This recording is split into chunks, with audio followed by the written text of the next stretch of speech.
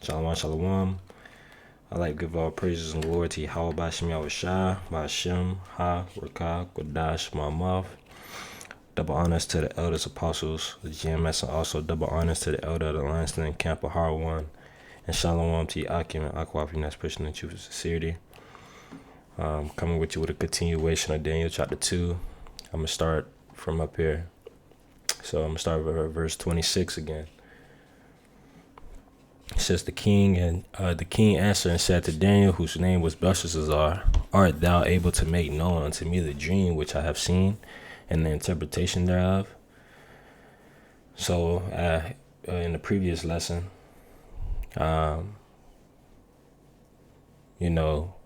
Nebuchadnezzar called all his prophets of no real prophet,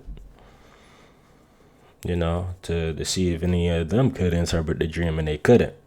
And it said, Daniel answered the presence of the king and said, the secret which the king hath demanded, cannot the wise men, the astrologers, the magicians, the soothsayers show unto the king?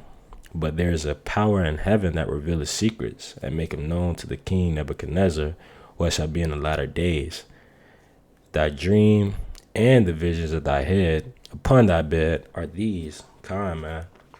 So the Lord used Nebuchadnezzar to show his power and to show what's going to happen, what'll happen hereafter, and all the way trickling down to these days, man, the last days, right?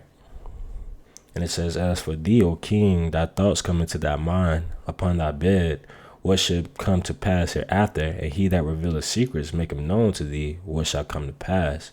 But as for me, the secret is not revealed to me for any wisdom that I have more than any living, but for their sakes that shall make known the interpretation to the king, and that thou mightest know the thoughts of thy heart. Time, man. So the Lord increased Daniel at that time in order to interpret the dream to Nebuchadnezzar to protect the believers. And it says, thou, O king, sawest and behold a great image. This great image, whose brightness was excellent, stood before thee, and the form thereof was terrible. The image's head was of fine gold. All right, being with the Babylon, right? Starting with Nebuchadnezzar.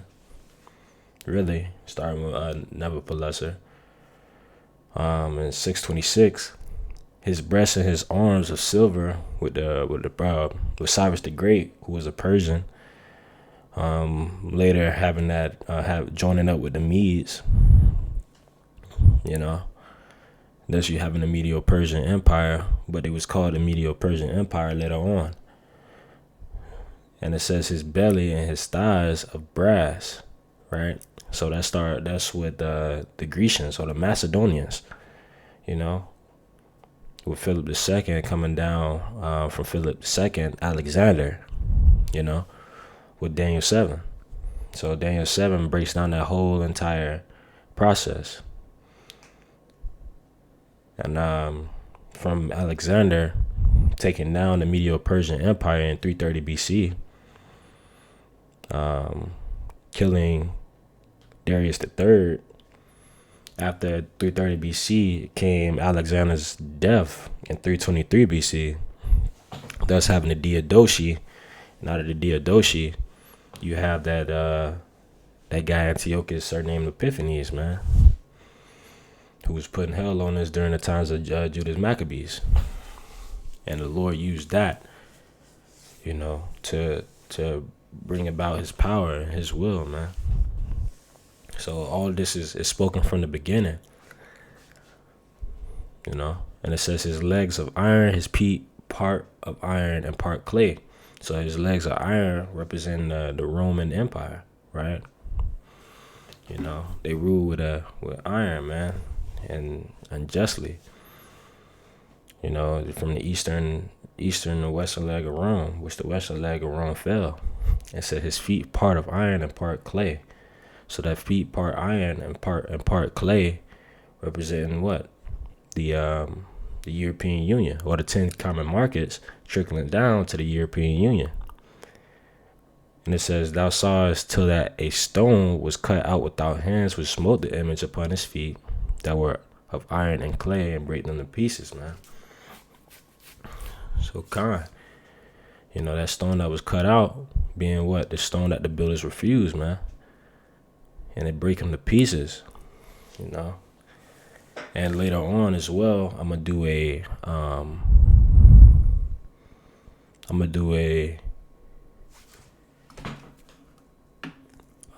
Revelation 17 lesson to fully understand that point. Right? So the European Union, hold on, let me get this. I forgot what part I left off at, but I'm gonna start back at 31.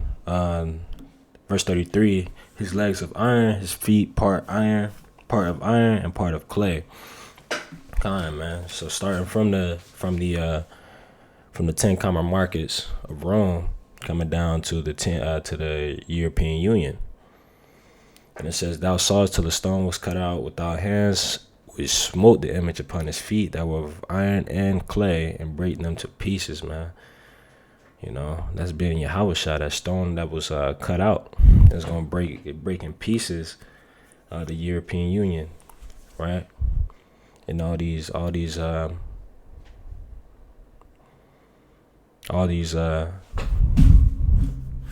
nations, man, that was confederate with each other, And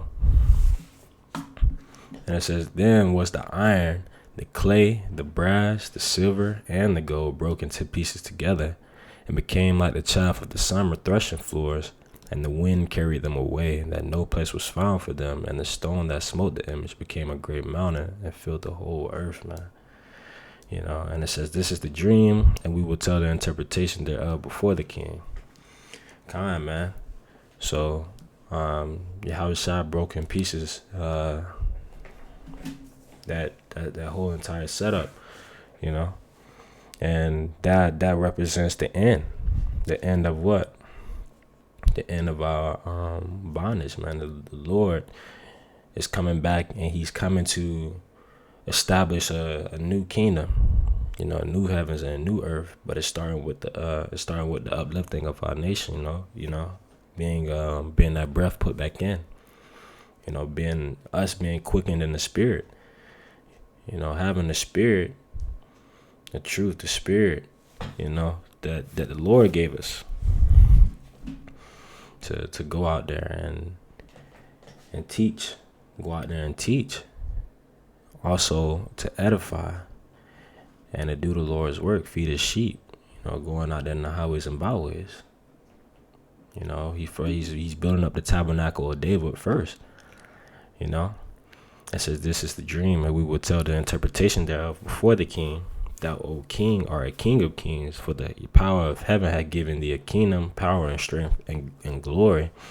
And whatsoever the children of men dwell, the beasts of the field and the fowls of the heaven have given into thy hand, and have made thee ruler over them all. Thou art this head of gold, man.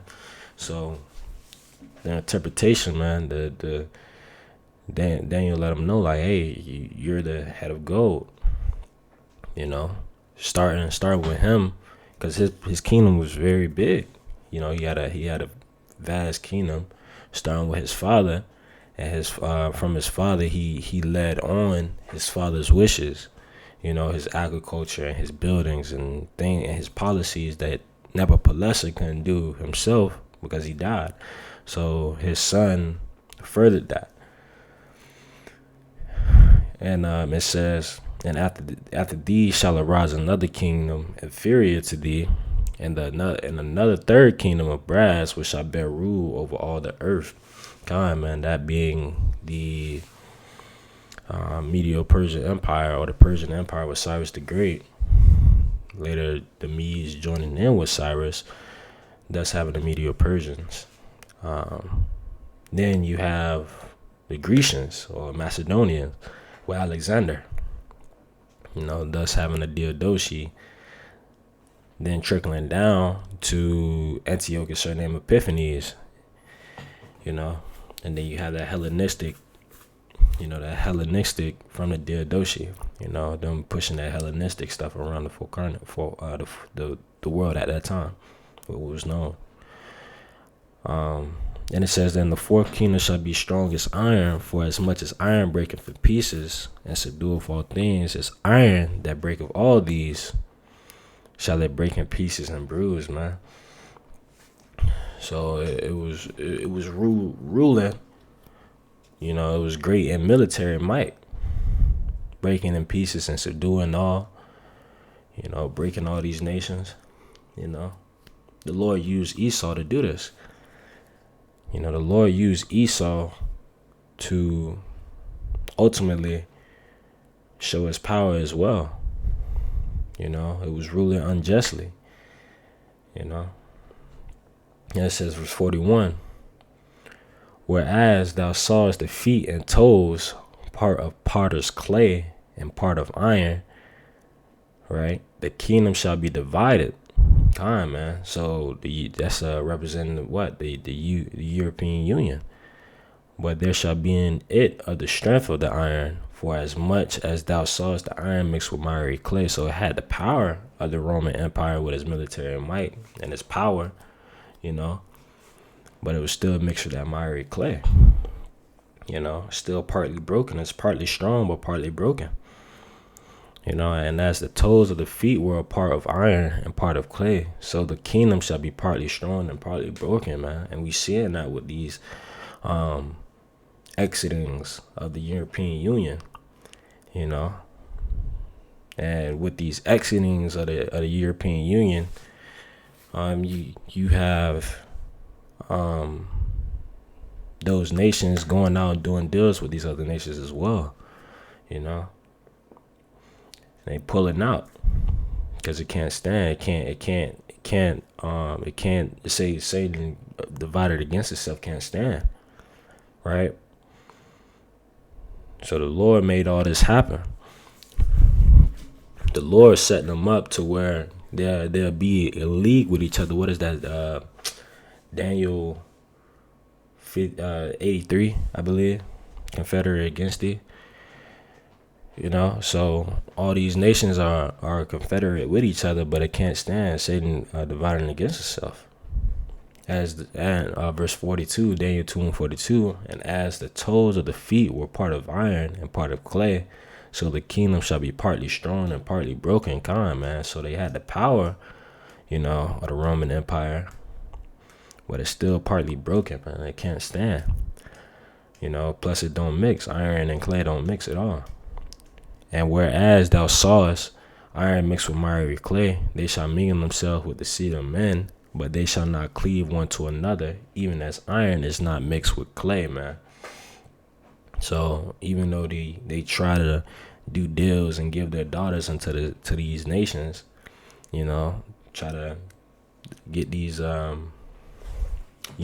they used to do it and how they still do it, it's not gonna stand, man. They're still not gonna cleave with one another. Conflicts of interest still gonna be in the way, so they can't mix it all.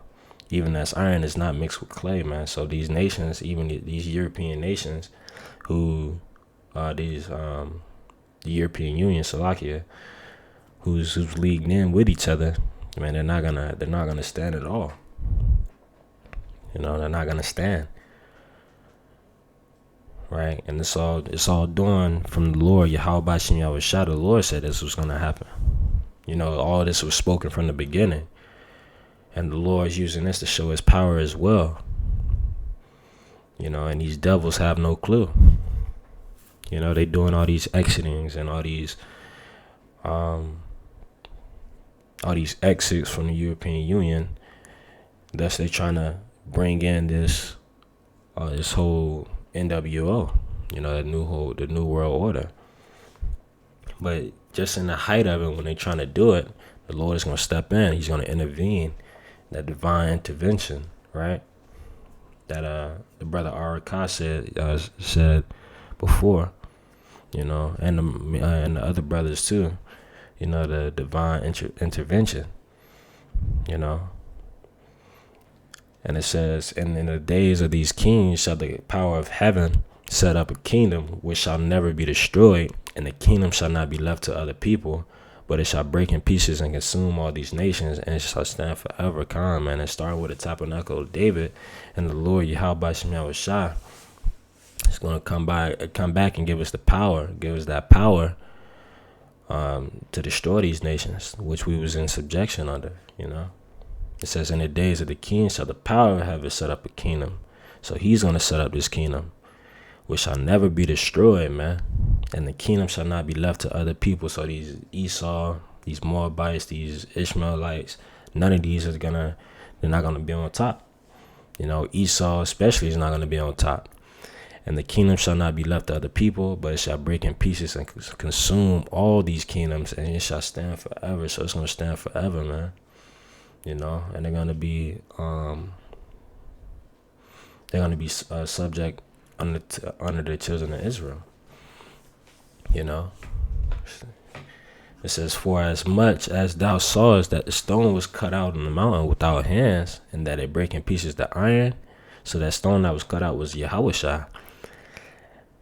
It was cut out of the mountain without hands, and that it break in pieces the iron, the brass, the clay, the silver, and the gold, all these kingdoms, nations, the great power that hath made great the great power Salakia have made known to the king what shall come to pass hereafter, and the dream is certain, and the interpretation thereof is sure.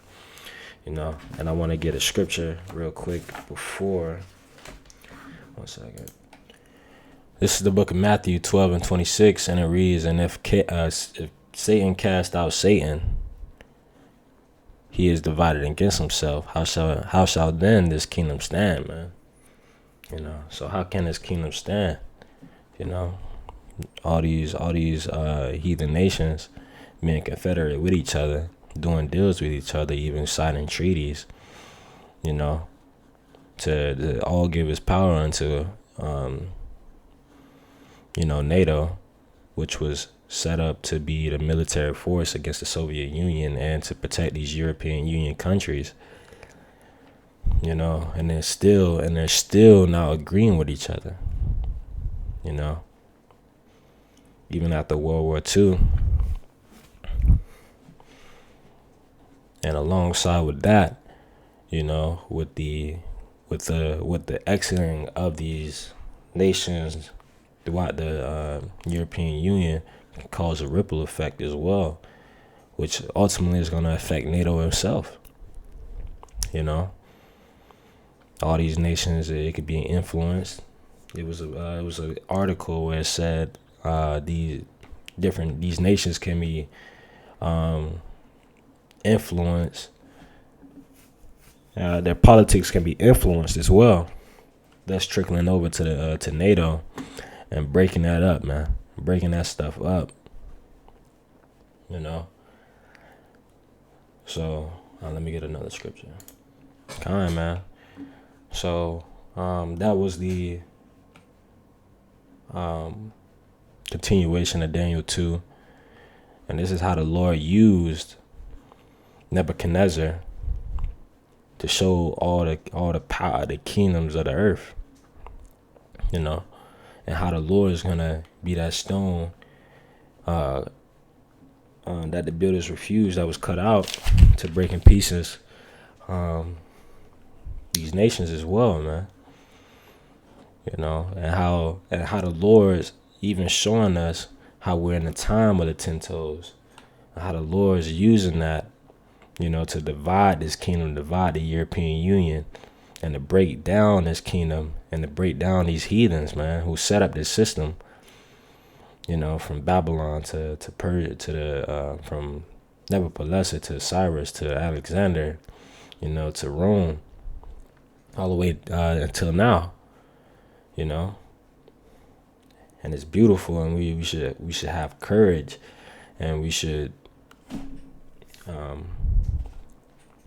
continue to pray and praise, and and then just to see and look at the times of old and how the Lord used these kings, even these heathen kings, to show his power, man.